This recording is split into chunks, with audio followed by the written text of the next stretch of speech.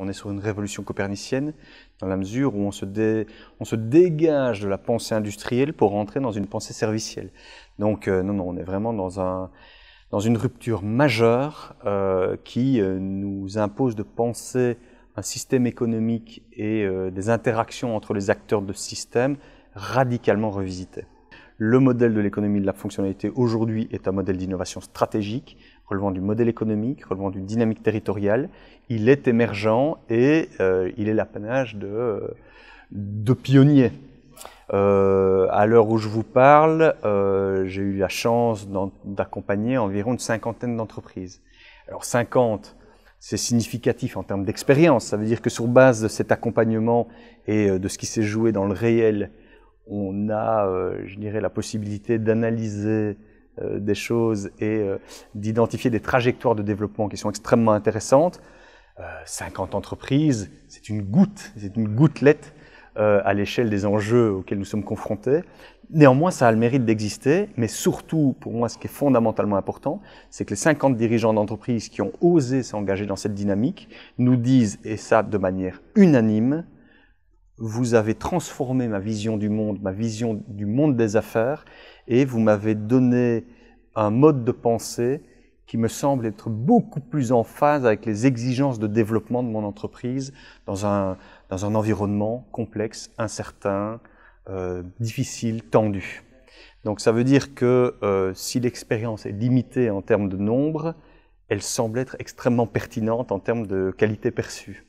La relation au temps est une question fondamentale et c'est sans doute la question. C'est que effectivement, face à des entreprises on travaille avec beaucoup de PME notamment, face avec des PME qui sont relativement contraintes, qui ont des exigences de trésorerie, etc., certaines n'ont plus le luxe de l'élaboration et de la pensée stratégique. Ça veut dire quoi? Ça veut dire qu'on doit mettre en place des méthodologies d'accompagnement qui les prennent là où elles sont, avec les réalités qui sont les leurs, et privilégier l'action à la théorie. Donc ça veut dire être extrêmement pragmatique, extrêmement concret sur les trajectoires d'évolution qu'on peut les inviter à apprendre. Donc notre approche, c'est de ne pas dire aujourd'hui vous êtes dans un modèle noir, on va vous aider à passer dans un modèle blanc.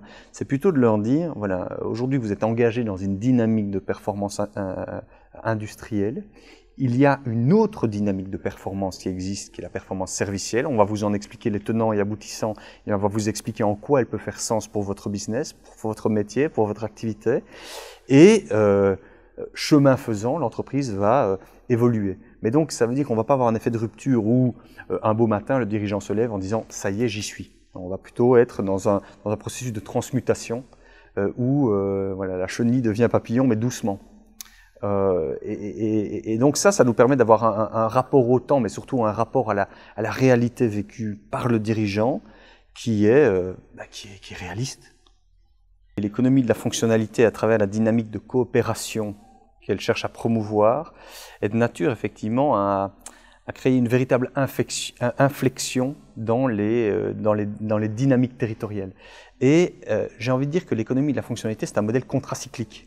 Ça veut dire quoi? Ça veut dire que si l'économie va bien, si tout va bien, je pense que les gens ne s'intéressent pas à l'économie de la fonctionnalité. Parce que c'est un modèle déstabilisant, complexe, qui bouscule les certitudes et les habitudes.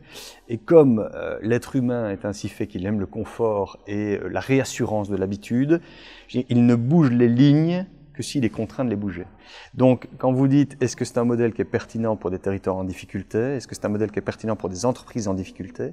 J'ai envie de dire qu'à fortiori, quand le niveau de difficulté, quand le niveau de complexité augmente, le modèle révèle toute sa pertinence parce que précisément, quand on atteint des situations où la situation est vraiment délicate, c'est que beaucoup d'autres solutions ont été testées, éprouvées et qu'elles n'ont pas pu démontrer leur pertinence. Et donc là, je dirais, les mentalités sont prêtes pour un saut quantique, j'ai envie de dire. Donc oui, on a alors, la chance et la malchance. On aimerait être dans un environnement sain et qui se développe de manière souhaitable. Malheureusement, le réel n'est pas celui-là. Mais en tant que modèle contracyclique, la difficulté aujourd'hui, j'ai envie de dire, est une planche de promotion de l'économie de la fonctionnalité beaucoup plus qu'un frein.